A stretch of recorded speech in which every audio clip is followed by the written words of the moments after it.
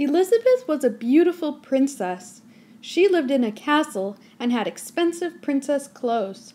She was going to marry a prince named Ronald. Unfortunately, a dragon smashed her castle, burned all her clothes with his fiery breath, and carried off Prince Ronald. Elizabeth decided to chase the dragon and get Ronald back. She looked everywhere for something to wear, but the only thing she could find that was not burnt was a paper bag. So she put on the paper bag and followed the dragon. He was easy to follow because he left a trail of burnt forests and horses' bones.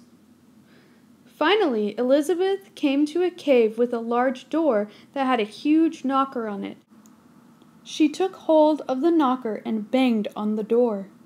The dragon stuck his nose out of the door and said, "Well, a princess! I love to eat princesses, but I've already eaten a whole castle today, and I'm a very busy dragon. Come back tomorrow."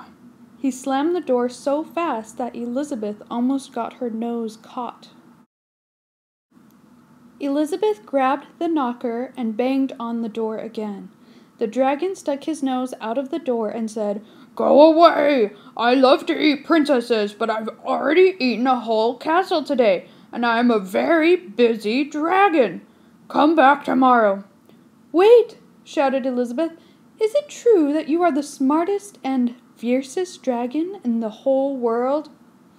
"Yes," said the dragon. "Is it true," said Elizabeth, "that you can burn up 10 forests with your fiery breath?"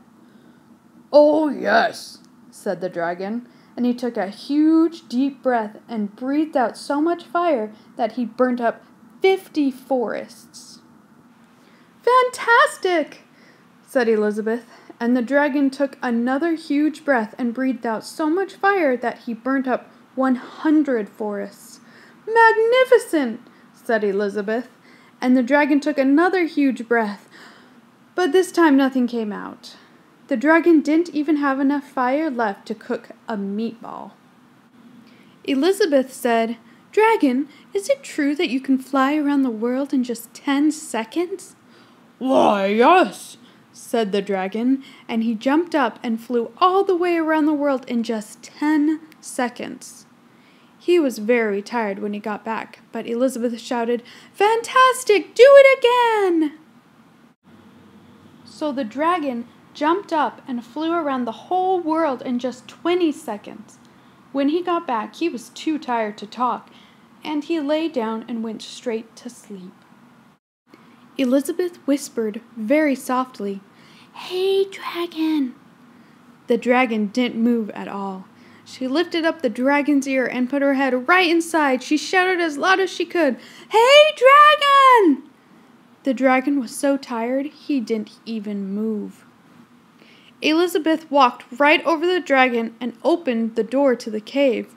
There was Prince Ronald. He looked at her and said, "Elizabeth, you are a mess. You smell like ashes. Your hair is all tangled, and you are wearing a dirty old paper bag.